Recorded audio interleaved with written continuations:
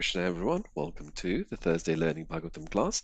I hope you're all well and enjoying the sunshine. Today, we're going to talk on Canto 9, Liberation, and chapters 16 and 17.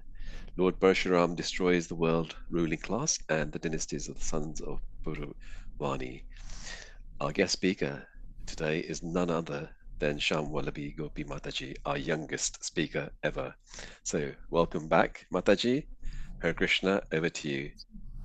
Thank you. So I'll just start off with the Jai Radha Mother prayers and then we'll begin. Jai Radha Madhava Kunja Bihari Jai Radha Madhava Kunja Bihari Jai Gopi Jana Vallabha Girivardhari Jai Gopi Jana Vallabha Girivardhari Yashodanandana Brajajana Ranjana Yashodanandana Brajajana Ranjana Yashodanandana Brajajana Ranjana Yamuna Tira Vanachari Yamuna Tira Vanachari Jaya Radha Kunja Bihari Jaya Madhava Kunja Bihari Hare Krishna Hare Krishna Krishna Krishna Hare Hare Hare Rama Hare Rama Rama Rama Hare Hare Hare Krishna Krishna Krishna Hare Hare Hare Rama Rama Rama Hare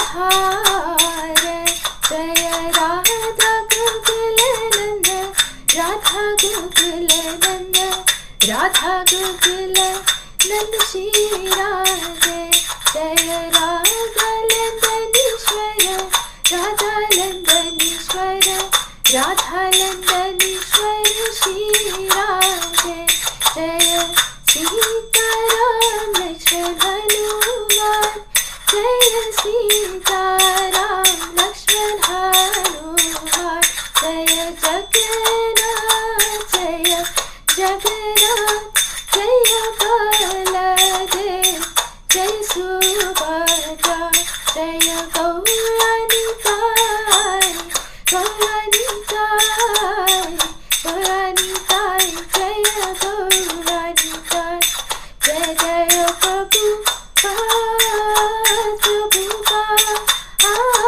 Prabhupada Jaya Jaya Prabhupada Nitya Hari Bol Hari Bol Hari Bol Nitya Gaura Hari Bol Shri Radha Gokulananda Ki Jai Shri Sitaram Lakshman Hanuman Ki Jai Shri Radha Landaneshwar Ki Jai Shri Gaura Nitai Ki Jai Shri Prabhupada Ki Jai. I'm just going to share my screen.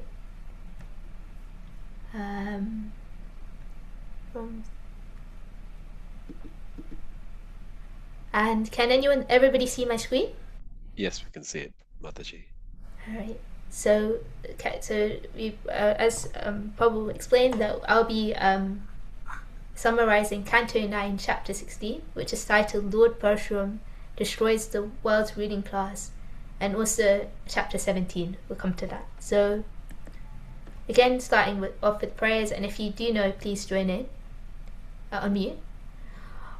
Seeking blessings from those present online, my mentor and my Guru Maharaj, that may say something useful today.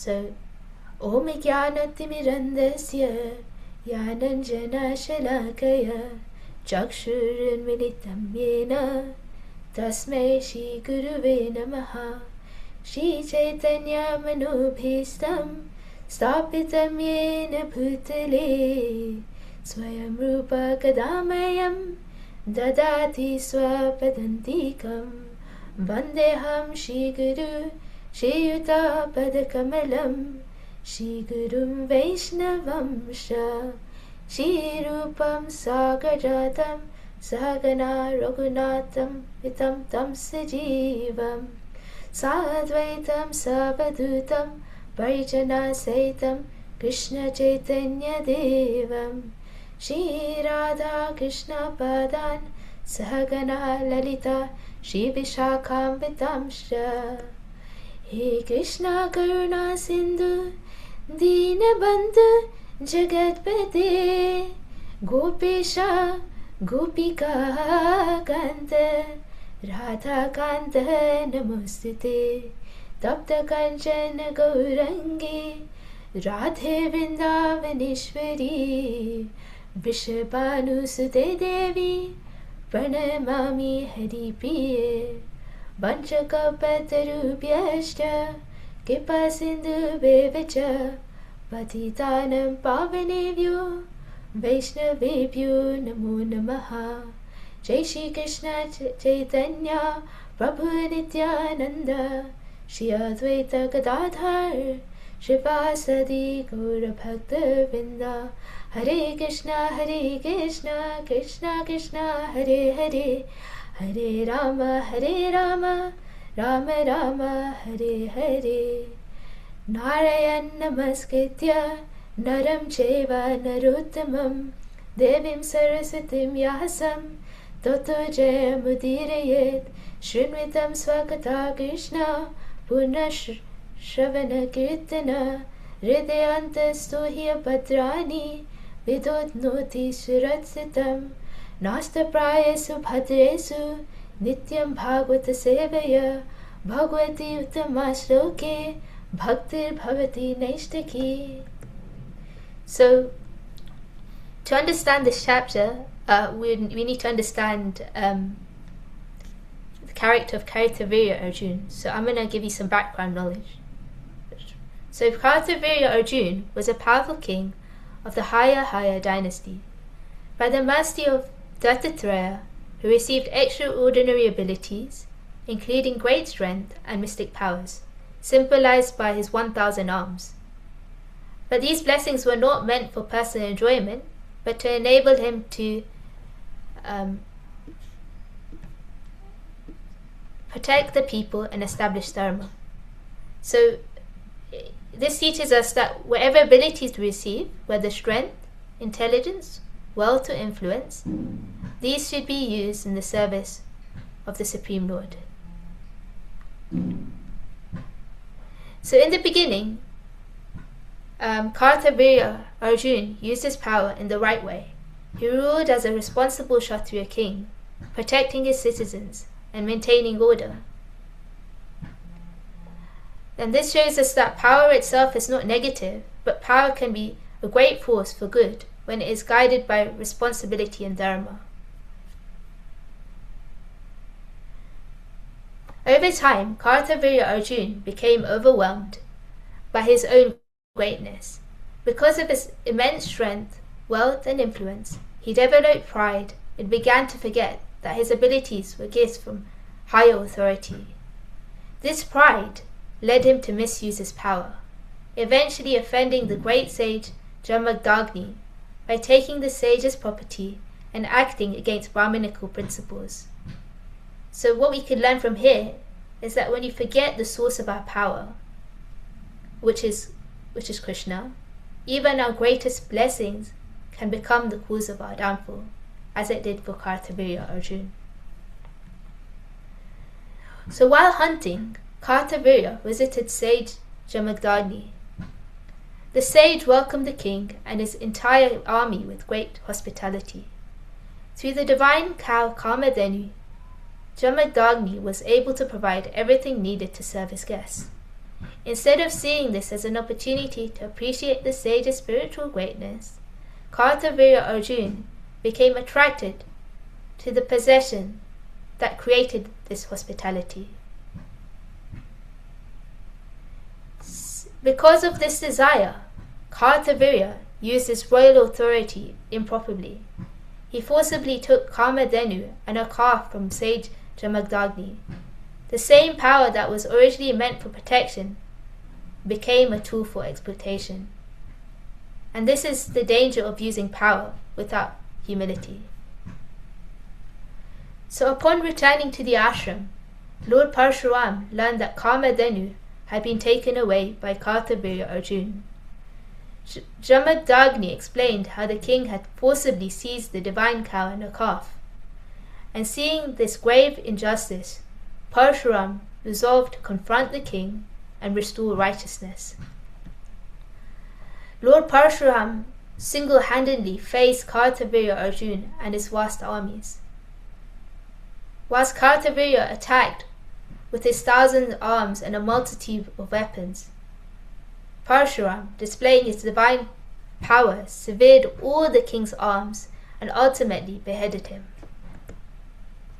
So, in this story, the divine cow, Kamadhenu, represents purity, Vedic Dharma, and devotional life that fulfills all needs. So Kamadhenu was not merely a valuable possession. She symbolized the spiritual prosperity that arises from a life centered on Dharma and devotion. When Kartavirya Arjuna seized Kamadhenu by force, it represented more than the theft of a cow. It symbolized the misuse of political power to exploit spiritual culture and undermine dharmic values. So, what we can learn is that when leaders misuse power for selfish gain, society gradually loses its connection to Dharma, resulting in moral and spiritual decline. And therefore, we can understand that Dharma flourishes when power serves spiritual principles, and declines when power attempts to control them. So the ultimate lesson is that power is a test of character. Kartavirya Arjuna's life teaches that blessings, abilities, wealth, and influence are not merely privileges, they are tests. Although he possessed extraordinary power and opulence, his downfall did not come from having power, it came from forgetting the true source of that power. So when we remember Krishna, we recognize that all strength, intelligence, wealth, and influence are gifts from Krishna. And we use our abilities to serve others, protect society, and uphold Dharma. When we do this, power becomes an opportunity for service. But when we forget Krishna and think that I am the controller, I am the proprietor, and that everything is meant for my enjoyment, this false ego leads to pride, envy, and the misuse of blessings. So, therefore, we should remember that remembering Krishna transforms power into service. But if we forget him, these blessings turn into obstacles in our spiritual life. So, after hearing of Kartavirya Arjuna's death, Jamagdagni did not praise Paraśurāma for his victory. Instead, he instructed his sons to perform prayachitta, or atonement. Although the king deserved punishment, Jamagdagni emphasized purification and adherence to Dharma. So, what lessons can we learn from Jamagdagni's response to Kartavirya Arjuna? Firstly, that forgiveness is the foremost quality of a Brahmana. Jamagdagni did not praise Paraśurāma for killing Kartavirya Arjuna. Instead, he reminded him that forgiveness is the natural ornament of a Brahmana. Srila Prabhupada repetitively explains that tolerance and forgiveness are essential Brahmanical qualities. The second lesson is that even righteous actions should be followed by purification. Prabhupada explains that Kshatriyas may use force to protect Dharma, while Brahmanas are meant to guide through forgiveness, knowledge, and self-control. Jamagdagni's response reflects this clear Vedic social understanding. third lesson is that even righteous actions should be followed by purification. Although Kartavirya Arjuna deserved punishment, Jamagdagni instructed Paraśurāma to perform Paraśurāma, or atonement. Vedic culture emphasizes purification and proper example setting, even after justifying action. The fourth lesson is that a spiritual teacher must instruct according to dharma and not sentiment. So Jamagdagni acted as both father and guru. Instead of glorifying Paraśurāma's victory, he instructed him according to Shastra. Prabhupada explains that a genuine guru is one who guides on the scripture and not based on emotions. The fifth lesson is that material heroism is secondary to spiritual character. Srila Prabhupada teaches that external achievements, even extraordinary ones, are secondary to spiritual advancement. Therefore, Jamagdagni focused on Paraśurāma's consciousness, not his military success. And finally, we should learn that the ultimate purpose of Dharma is devotion to Krishna. Prabhupada constantly concludes that all Vedic deities are meant to purify consciousness and awaken devotion to Krishna. Therefore, Jamagdagni's instruction ultimately directs the heart towards spiritual realization. So the key takeaway is that Jamagdagni teaches that the true greatness of a Brahmana is forgiveness, purity, and strict adherence to Dharma. Even when justice is served, one should remain humble, avoid pride, and keep the consciousness fixed on spiritual advancement. So, chapter 6 is broken down into 4 subsections, where chapters 1 to 8 talk about how Lord Paraśurāma kills his mother and brothers. And that's further divided into 2 sections. Verses 1 to 5, Jamagdagni orders the killing of Renuka for a small mistake. And verses 6 to 8, where we learn how Paraśurāma kills his mother and brothers, and later asks Jamagdagni to revive them. The second section talks about verses 9 to 19, talks about how Paraśurāma kills the Kshatriyas. So we learn how Kartavirya's sons kill Jamagdagni, and then how we learn about the lamentation of Renuka and her sons in verses 13 to 15, and then finally in verses 16 to 19, it describes how Paraśurāma kills Kartavirya Arjuna's sons, and he kills the Kshatriyas 21 times. And then verses 20 to 27 describes how Lord Paraśurāma revives his father. So verses 20 to 24 describe how Paraśurāma joins Jamagdagni's head to his dead body, and how he conducts sacrifice and gives charity, and how Jamagdagni becomes one of the 7 sages. Verses 25 to 27 it describes Paraśurāma as the foremost of the 7 sages in the next Manvantara, and describes how he still lives in the Mandara mountains. And the final section of this chapter describes the story of Vishwamitra, which I'll go into more detail. So, as advised by Jamagdagni, Lord Paraśurāma travelled to the holy places for 1 full year and then returned to his father's home. Renuka, the wife of Jamagdagni, once went to the Ganges to get water, and there saw the king of the Gandharvas, Chitraratha, sporting with Apsaras. She felt somewhat inclined towards him and desired to see his colourful chariot. Realizing that the time for sacrifice had passed, and fearing a curse from her husband, she returned home and kept the water pot before him and stood with folded hands. Jamagdagni understood the adultery in the mind of his wife.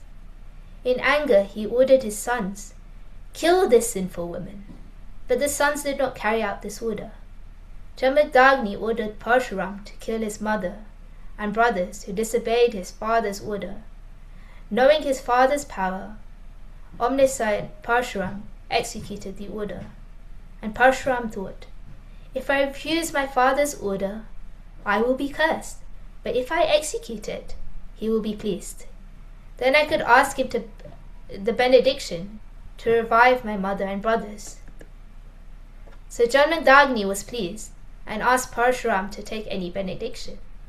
Paraśurāma said, let my mother and brothers live again, and not remember that I killed them.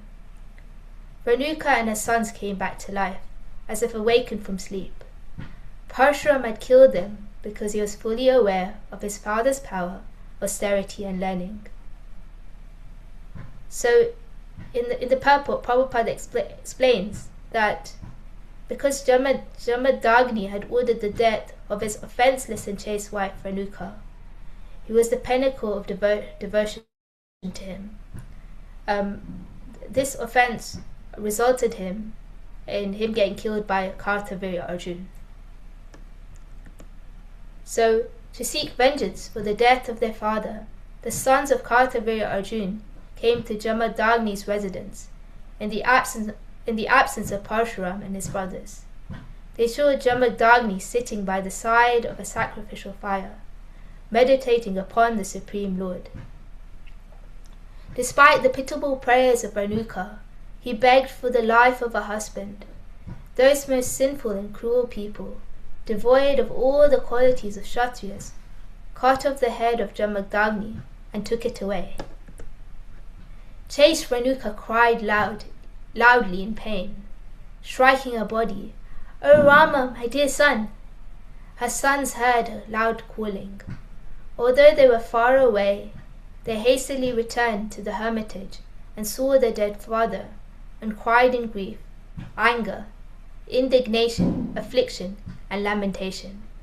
"O saintly father, you have left us to go to heaven." Paraśurāma entrusted his father's dead body to his brothers and took up his axe. Deciding to put an end to the Kshatriyas, he went to Mahasmati, which was bereft of all glory by the sinful killing of a Brahmana. In the midst of that city, he made a mountain of heads of the sons of Kartavirya Arjuna. A river of blood flowed there, causing fear in those who disrespected Brahmanas. On the plea of retaliating for his father's murder, Paraśurāma made the earth devoid of polluted Kshatriyas who were disobedient to Brahmanical culture 21 times consecutively. He created 9 lakes with blood at Samantaka Panchaka. So, as the Supreme Lord, Paraśurāma's eternal mission was Paritnaya Sadhuna Vinashaya Chadukshatam, which was to protect the devotees and to annihilate the miscreants. Would anyone like to read the extract of this purport? Please unmute yourself. Hare Krishna, Mataji. Please begin if you can. Yeah. Hare Krishna. May I read, Mataji? Yes. Thank you. Thank you. To kill all the sinful men is one among the tasks of the incarnation of Godhead. Lord Paraśurāma killed all the Kshatriyas 21 times consequently because they were disobedient to the Brahminical culture. That the Kshatriyas had killed his father was only a plea. The real fact is that because the Kshatriyas, the ruling class, had become polluted, their position was inauspicious. Brahminical culture is enjoined in the Shastra, especially in Bhagavad Gita. Chaturvarnyam maya srishtam gunakarma vibhagashaha. Hare Krishna. We could read the next part as well. Thank you. Okay, Mataji.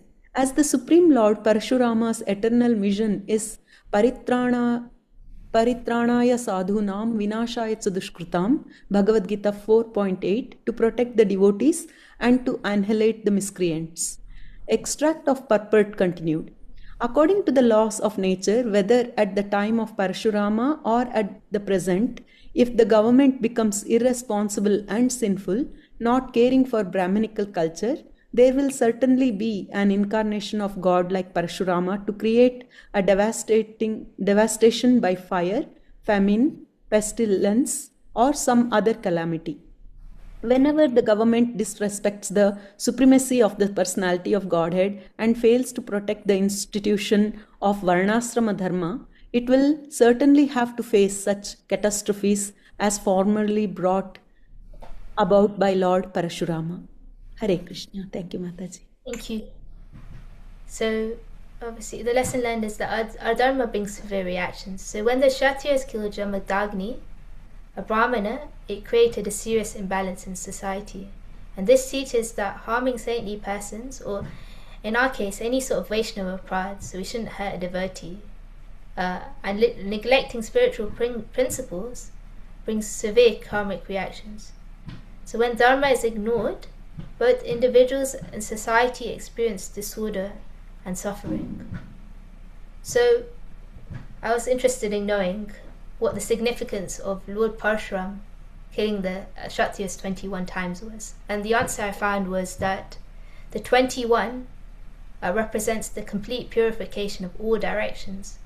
Right? So the number represents 10 directions: north, south, east, west, and the diagonals, the 10 immediate directions, and one center. So 21 times means he purified the entire world of corrupt rulers in all directions. So this killing of 21 times is a cosmic metaphor for the total cleansing of adharma. So also, Paraśurāma was also infected by sin because of killing Kartavirya Arjuna, even though he was the Supreme Personality of Godhead, right?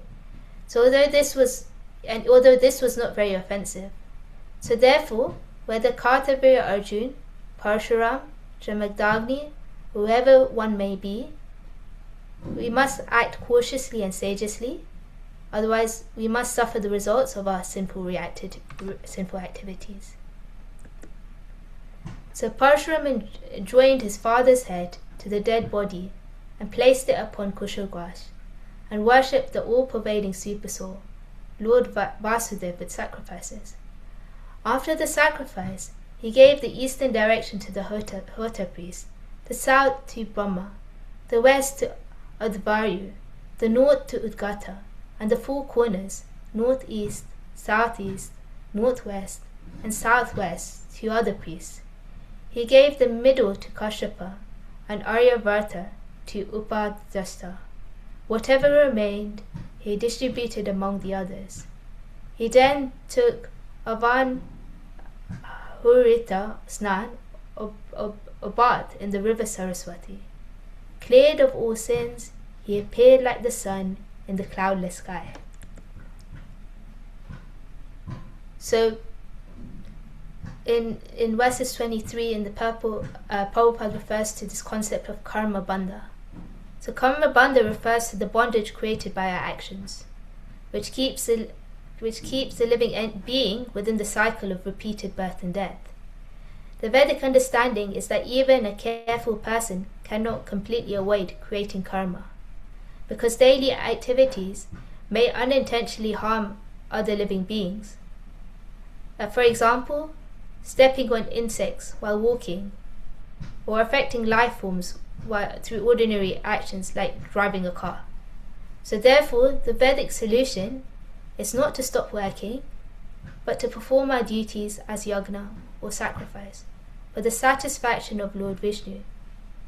And when actions are offered in this spirit, they become a means for purification rather than bondage. Because we are constantly receiving from the world around us, through nature, ancestors, teachers, living beings, and society, the Vedic tradition recommends Pancha Yagna, the 5 daily sacrifices, to express gratitude and fulfill our responsibilities. And these 5 sacrifices are Brahma Yagna, which is studying and sharing spiritual knowledge; Deva Yagna, acknowledging the forces that sustain our life, so respecting the devatas; Prithvi Yagna, honoring our ancestors; Bhuta Yagna, showing compassion towards living beings; and Manusha Yagna, which is serving others through kindness and hospitality. So these five things that we must do. It says the purport of this verse, right? So in this age of Kali, however, there is a great concession given to people in general. Yajna Sankirtan Praya Yajanti Hisumedasa. We may worship Lord Chaitanya, the hidden incarnation of Krishna, Krishna Varnam to Shah Krishnam. Although he is Krishna himself, he always chants Hare Krishna and preaches Krishna consciousness. One is recommended to worship this incarnation by chanting the Sankirtan Yagna. The performance of Sankirtan Yagna is a special concession for human society to save people from being affected by known or unknown sinful activities. We are surrounded by unlimited sins, and therefore it is compulsory that we take to Krishna consciousness and chant the Hare Krishna Maha Mantra. So Jamadagni was brought back to life with full remembrance, and it became one of the 7 sages in the group of 7 stars. The 7 stars revolving around the pole star at the zenith are called Sapta Rishi Mandala. Of these 7 stars reside 7 sages: Kashyapa, Atri, Vashishta, Vishvamitra, Gautama, Jamadagni, and Bharadwaja. These 7 stars are seen every night, and they each make a complete orbit around the pole star within 24 hours. So this is according to the Bhagavatam, the 7 great sages of this Manvantara are Jamadagni, which is the father of Paraśurāma. He came from the lineage of sage Bhrigu. Kashyapa, who is the author of the Rig Veda, husband of Diti and Aditi, and father to the gods, demons, and yakshasas. Vashishta, the royal priest in Ayodhya, a receptor to Ram and Lakshman. Vishvamitra, the Kshatriya turned Rishi, and who gave the Gayatri mantra, and father of Shakuntala and grandfather of Bharat.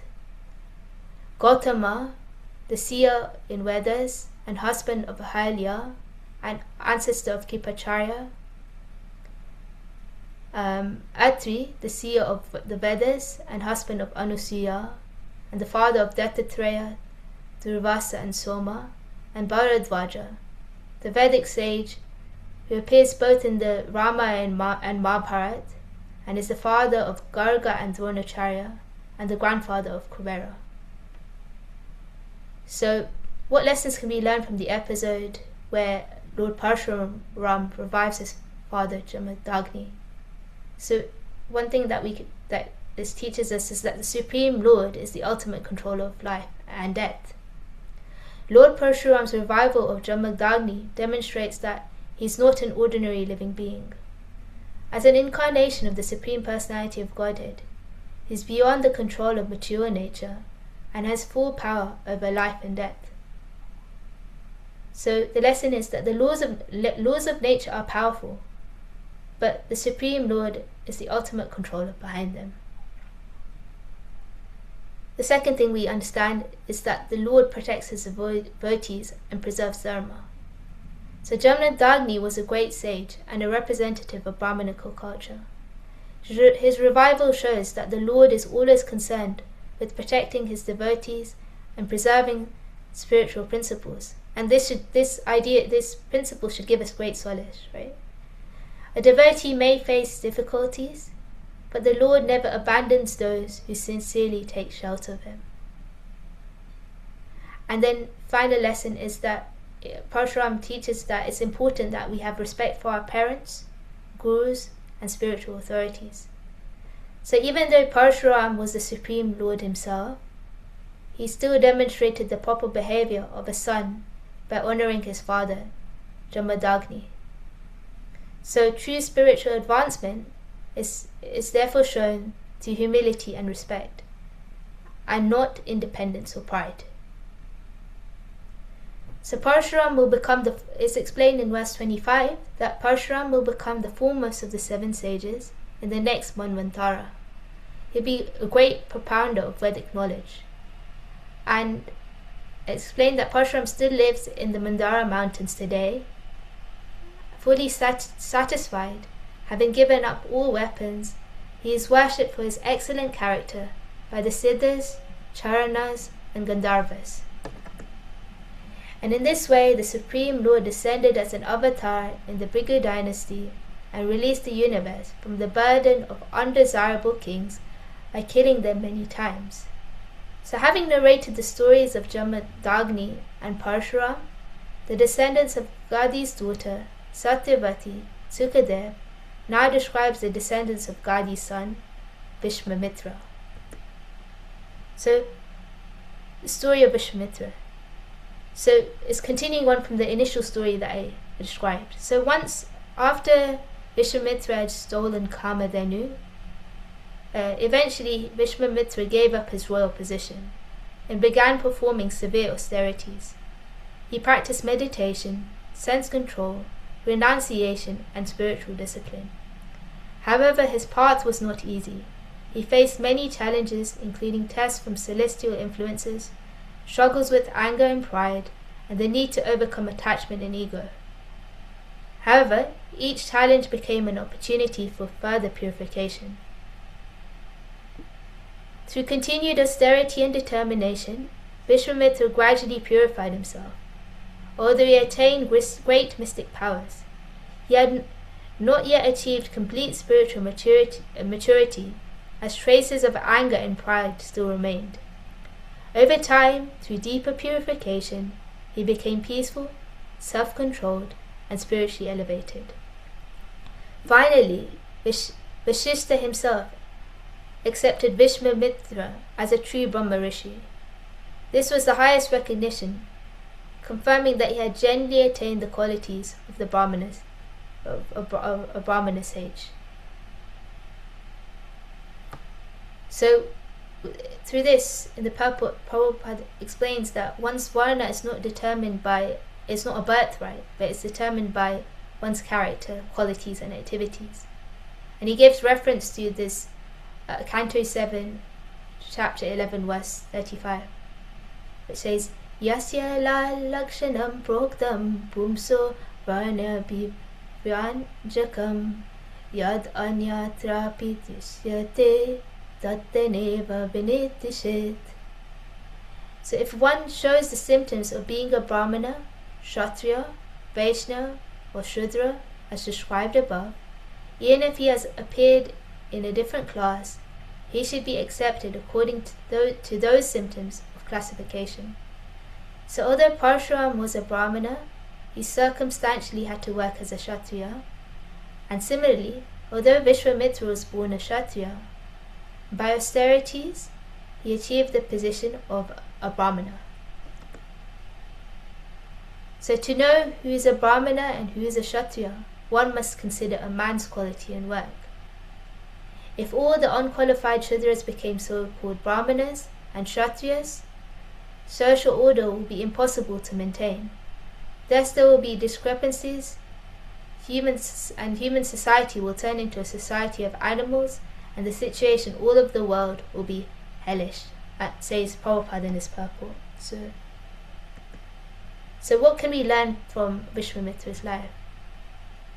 The first thing that we can learn is that advancement in spiritual life requires purification. So external position does not make us spiritually advanced, but real advancement comes through qualities, discipline and consciousness. The second lesson is that determination is essential to progress in spiritual life. So Vishwamitra's journey shows that sincere effort and austerity can transform a person. The third lesson, as the theme today, that pride is an obstacle to spiritual progress. Vishwamitra's greatest challenges were not his external enemies, but his own anger and ego. And finally, the goals of austerity should be the purification of consciousness. So the purpose of performing austerity shouldn't be to gain power, but to become qualified for spiritual realization and to use that to serve the Supreme Lord, Krishna. Vishwamitra had 101 sons. The middle one was known as Madhuchanda. 50 sons were elder to him, and 50 were younger. In relation to him, all the other sons were celebrated as Madhuchandas. Vishwamitra accepted Shunasherpa as one of his sons, and ordered his 101 sons to accept Shunasherpa as their eldest brother. So once there was a powerful king named Harishchandra, renowned for his truthfulness and unwavering adherence to Dharma. Childless for many years, he prayed to the god Varuna for a son and vowed that if his wish was granted, he would offer the child back to Varuna as a sacrifice. In time, Harishchandra was blessed with a son named Rohita. When the moment came to fulfill his vow, however, Rohita was unwilling to be sacrificed. To save his own life, he arranged for Shunasherpa, the son of the sage of Ajigartha, to take his place in the sacrificial yagna. Owing to the poverty and distress of his family, Shunasherpa was given or sold for the purpose of the sacrifice. And Shunasherpa was brought to the sacrificial arena. He was bound and prepared for the ritual. The priests were ready to offer him as a substitute sacrifice. But at this moment, he was completely helpless. There was no human protection available to him. He understood that only a higher power could save him. In that extreme condition, Shunasherpa began to pray sincerely to the demigods, especially to Varuna, Indra, and other higher beings, asking for protection. His prayers were not mechanical. They were full of fear, humility, and surrender. He appealed for mercy and deliverance from death. Because of his sincere prayers and surrender, we see that the situation changed. The sacrificial arrangement was disrupted and he was not killed. His life was saved by a higher arrangement, showing that even in the most desperate condition, sincere prayer can bring protection. After this incident, Shunasherpa did not remain an ordinary boy. King Vishwamitra became impressed by his surrender, intelligence, and spiritual qualities. Shunasherpa was then accepted into a higher spiritual family and was given a new identity as Devarata, meaning one who is given by the gods. He is also adopted into a noble spiritual lineage and elevated in position due to his qualities and divine grace. So the elder 50 of the Madhuchandas did not agree to accept Shunasherpa as the eldest brother. So Vishwamitra cursed them. May you all become malechas, which means those who do not follow Vedic principles. Srila Prabhupada explains in his purport that this is only the beginning of Kali Yuga. But at the end of Kali Yuga, the entire population will consist of malechas, because no one will follow the Vedic principles. At that time, the incarnation of Kalki will appear. Malecha nirveha nidhan kaliyasa karavalam. He will kill all the malechas indiscriminately with his sword. The younger 50, along with the Madhuchanda, accepted Shunasherpa as their eldest brother and told him, "We shall follow your orders." Vishwamitra then blessed his obedient sons. "You have made me the father of worthy sons. I bless all of you to become fathers of sons also. This Devarata is my son. Please obey his orders." Vishwamitra had many other sons, such as Astaka, Harita, Jaya, and Kratuman. Vishwamitra cursed some of his sons and blessed others, and also adopted a son. Thus there were varieties in the Kaushika dynasty, but among all the sons, Devarata was considered the eldest. So this leads on to Canto 9, Chapter 7, titled The Dynasties of the Sons of Purūravā. So, to link this, in Canto 9, chapter 15, verses 1 to 4, Sukadeva Goswami mentions about the descendants of Purūravā's sons, except that of the eldest son, Ayu. So now in this chapter, chapter 17, he describes the descendants of Ayu. So here's the family tree.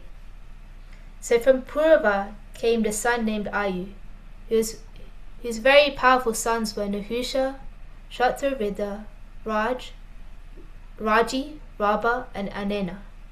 Shatravidha's son was Suhotra, who had 3 sons named Kashya, Kusha, and Gritsamada. From Gritsamada came Sonaka, and from him came Shonaka, the great saint, the best of those conversant with the Rig Veda.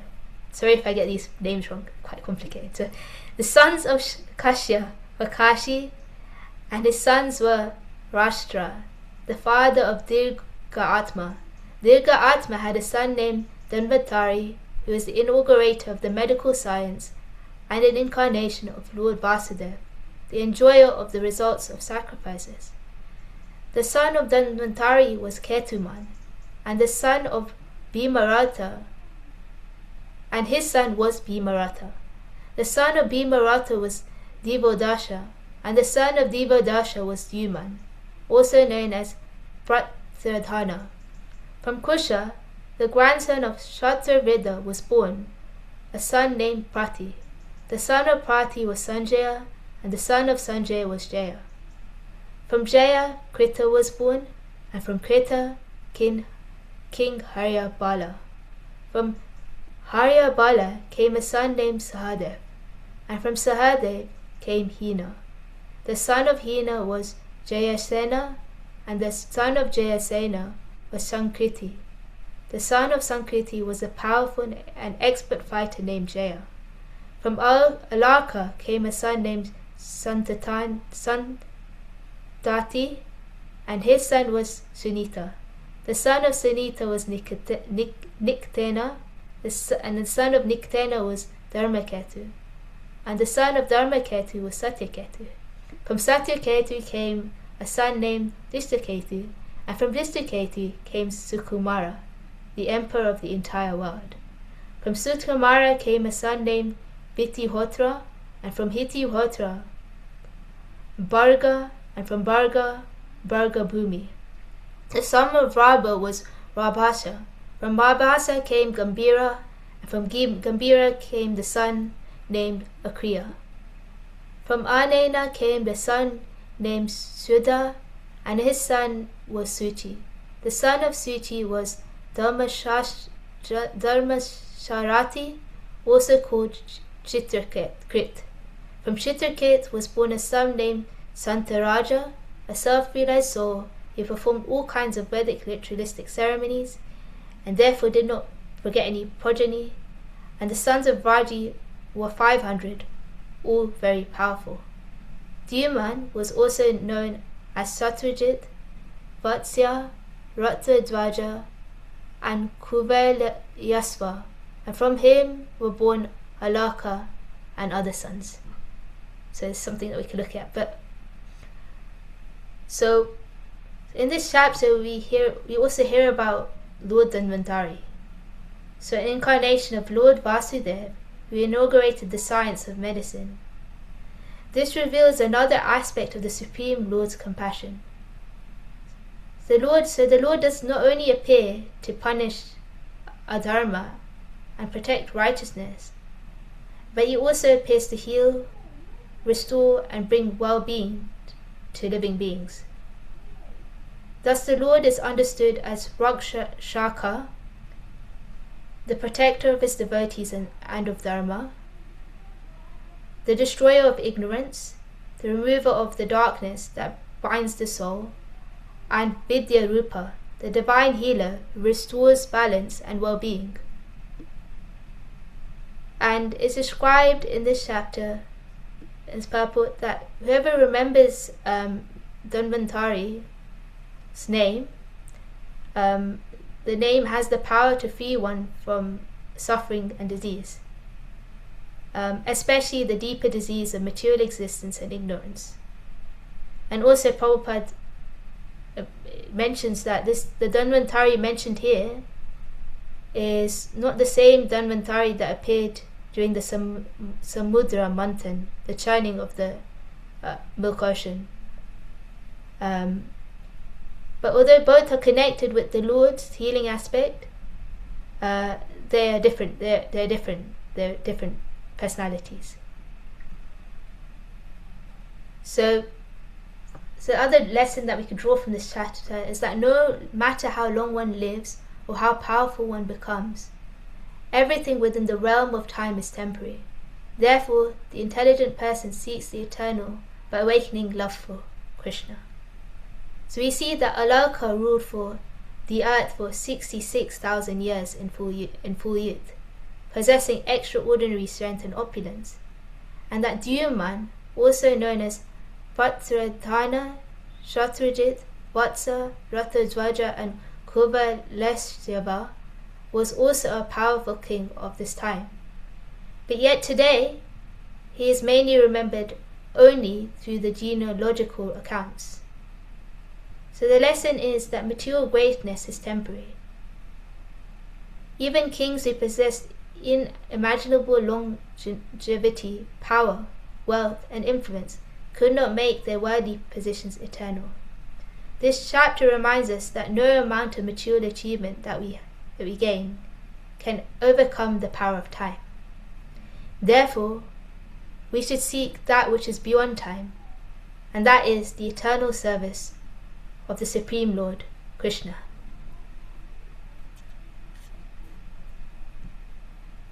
So, this was in my mind as well. Like, why does Prabhupada dedicate a whole chapter just to list out the dynasties? Literally, that's what he does, right?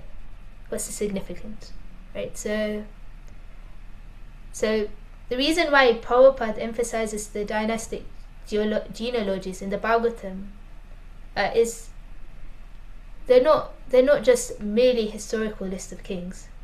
Srila Prabhupada explains that they demonstrate how the law of karma operates through time. Each king performs actions that produce results, and those results may continue into the next generation, influencing sons and grandsons. In this way, the Bhagavatam shows a continuous chain of cause and effect through the dynasty.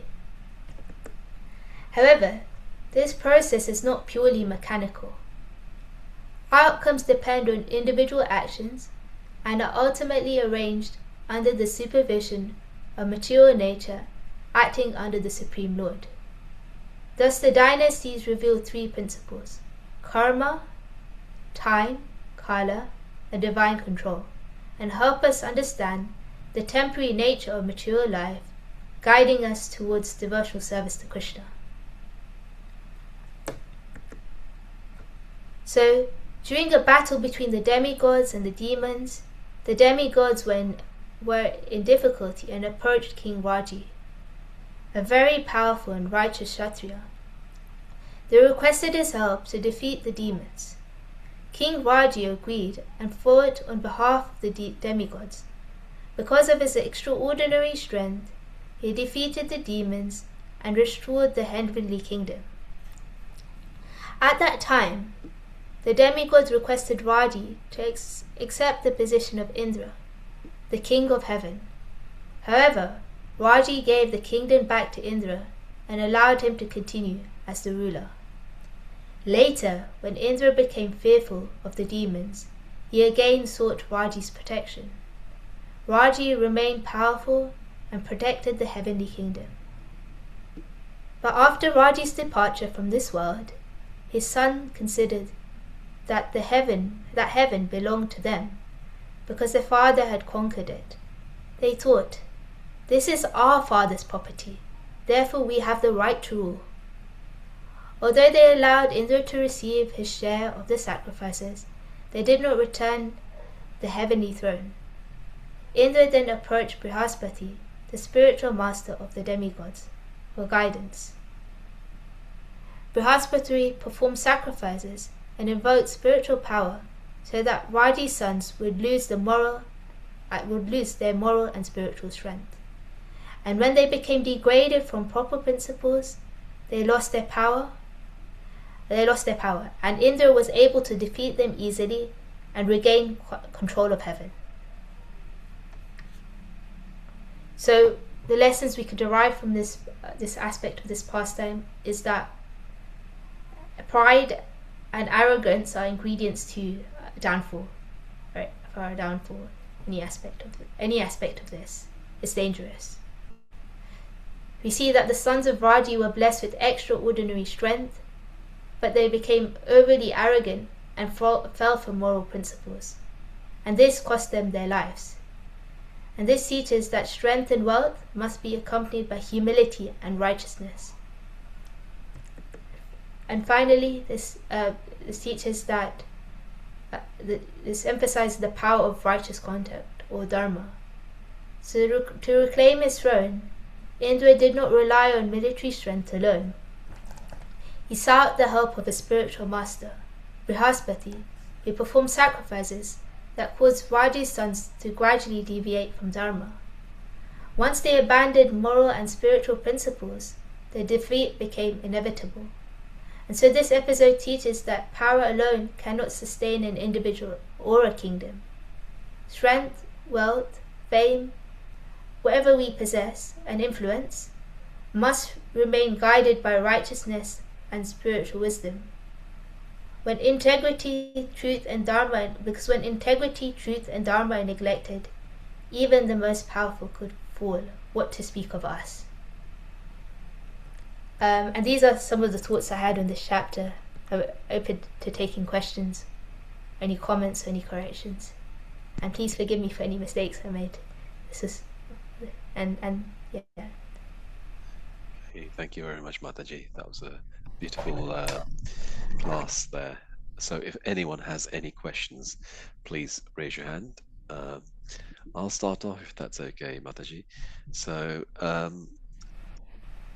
was in a class several years ago, and in respect of Lord Paraśurāma, I was informed that he didn't sort of have any sort of discrimination against who he would kill in terms of Kshatriyas, whether they were righteous or not. And one of them happens to be King Dashrath. Now, to avoid that, he had several ways of getting out of not being killed, and one of them was that if he was getting married at that time, then Lord Paraśurāma wouldn't kill the Kshatriya, and as a consequence, several Kshatriyas, including Dashrath Maharaj, got married several times. So what I'm trying to get at here is that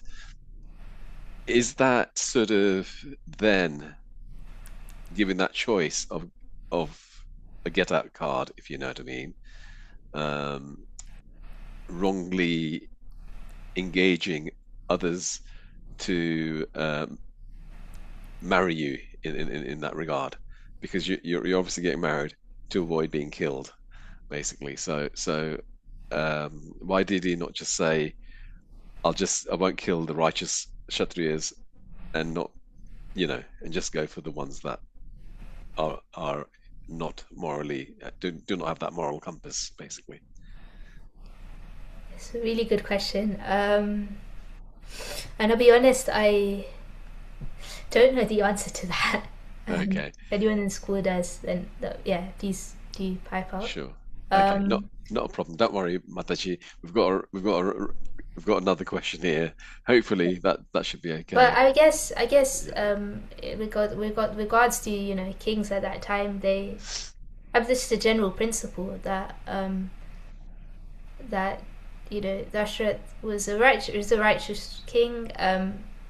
He had the ability to, during that time, rulers could look after many wives. So not like today where we struggle with maintaining one marriage, right?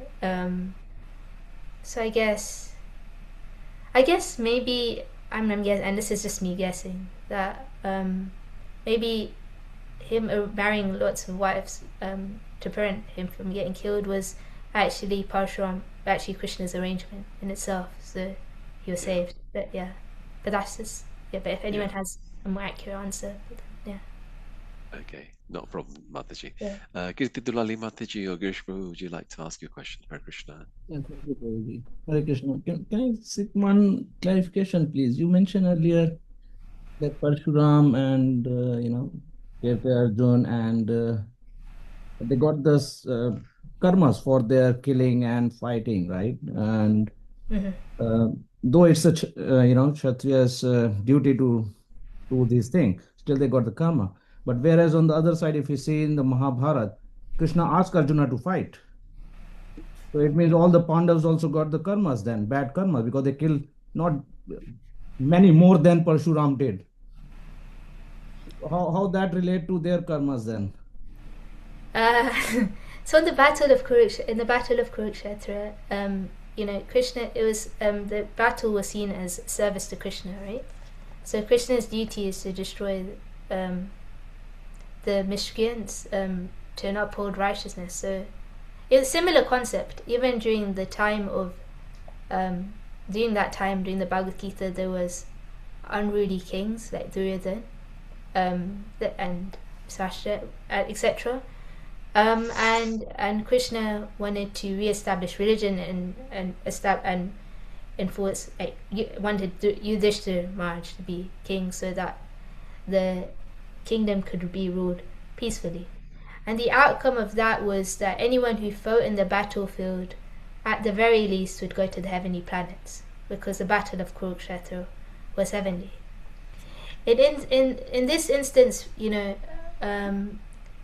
Paraśurāma, but he's trying to teach us another lesson, right? So he's trying to teach us that his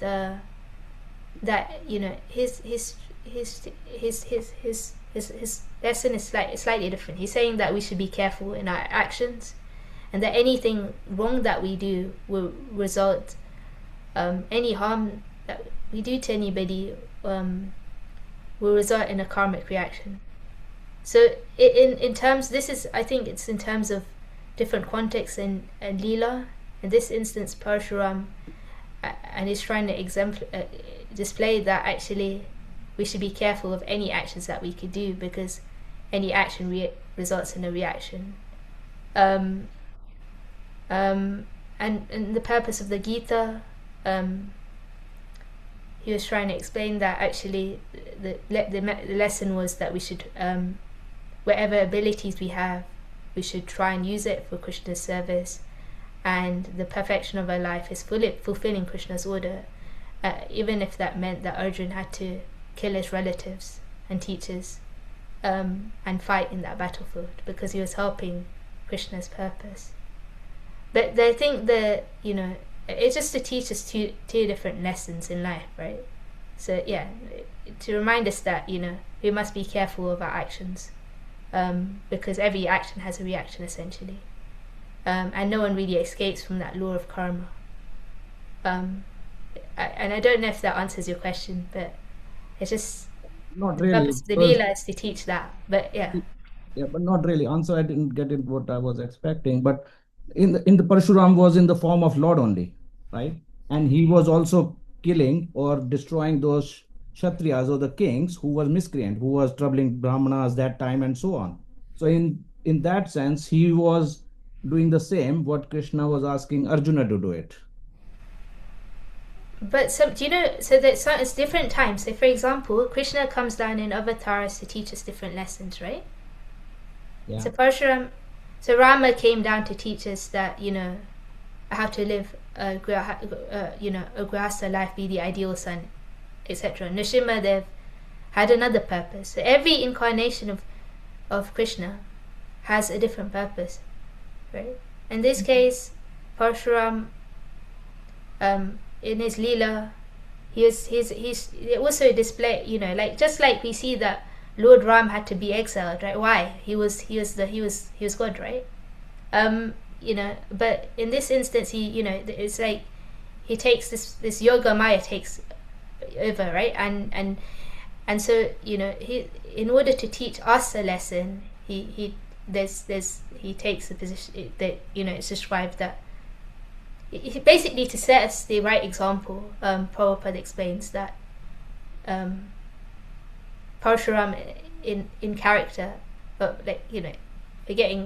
is showing us. It's basically explaining how we should behave, and but there's different purposes essentially that in every avatar and incarnation comes for. Right. In this case, the lesson is different. Right. And I'm sorry. I hope that helps. That's okay, Mataji. Thanks. Okay, Girish Prabhu, if I could come in, basically, from my sort of thought is that Paraśurāma basically he is the Lord himself, so he's not influenced against the three modes of material nature, and therefore karma would not have any impact on him. And in the Gita, Krishna himself has said to Arjun, I've already killed these people, you are just an instrument of that. So again, the three modes of material nature would not have an impact on that. Him, no. So that's where I think I know what you're trying to get at, is that wouldn't Arjun be under the three modes of material nature, but and get karma, but he wouldn't do in this instance because he is following the instructions and he's an instrument of Lord Krishna. If that helps, if that's okay. Thank you, Lord. Okay. Sorry about that. That was and I think someone Ananda Sankirtan he had an answer, right? So I think okay. Is he still there? Is he still there? Yeah. Go ahead, Prabhuji. Hare Krishna, Prabhu. I mean, this might be off topic, but just to substantiate another perspective on that, from reading Mahabharata, what I remember is Prabhupada also saying, like, at the time, like, Krishna, the Pandavas, they had tried several times to make peace with Duryodhana and the Kauravas. Yes. So it wasn't like it's a Kshatriya code to sort of have that fight and battle if they try all the peacemaking, if they try all the other solutions. And just given that it's a Kshatriya dharma, like they had tried, they had tried all the other solutions before. So the karmic reactions, like it's sort of their duty at that point, where like that example Prabhupada gives, where if you kill someone not on the bat, but like in an unauthorized way, there will be a reaction. But if it's following an authorized procedure, then that's the dharma. And like Shyamvallabha Gopinath Devidasi said, like that would, after the fight, they would, even those warriors who died on either side, they went to the heavenly planets. So that's just another perspective I was remembering. Okay, thank you very much, Prabhu. But it also reminds me that in the Mahabharata, it's also explained in the Mahabharata that because of the killings, for a little while, correct me if I'm wrong, but even Arjun and Yudhishthira, they all had to go to the hellish planets for a little while, just for a little while, and they came back basically. Yeah, and that there was that one, because Yudhishthira had lied to Drona, or the Pandavas had lied to Dronacharya that his son was dead. So Yudhishthira did have to go for a moment to the hellish planet. The hellish planets, yeah. That lie, yeah. So that is also true. They did also face that reaction. Yeah. Okay, thank you very much. Sadhu Mataji, you did have your hand up. I'm just wondering whether you wanted to still ask your question. Yes. Krishna. Thank you very, very much for today. I have actually two questions. It's not so complicated. I just need to know yes or no. Is it right? Have I understood right or wrong? I remember I have read somewhere about the reason about that Paraśurāma goes 21 times and killing the Kshatriyas 21 times was because of 21 sore in his father's body. Have I read right or wrong? This is one question. The next question is the changing of position or role.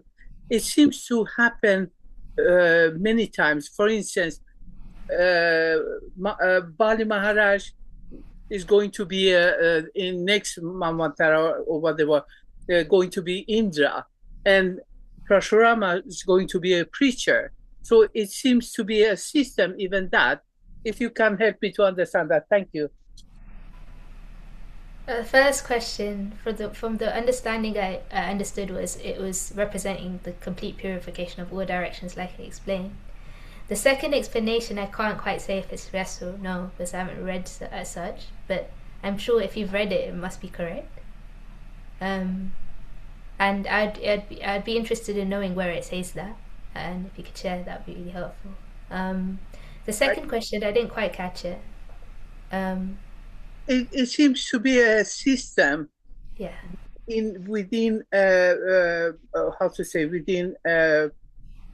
Krishna consciousness, within the law and Shastra, law of Vedas and so on, that the role changes for many. For instance, Bali Maharaj is going to be King Indra later on, the king of heaven, right? So if he's going, and Paraśurāma is going to be in next Mamatari, he's going to be a preacher. Yes. So, I mean, it seems to happen, it's kind of system. Is it, have I understood this right or wrong? Thank you. So yeah, if the scripture says so, yeah, it's just a system.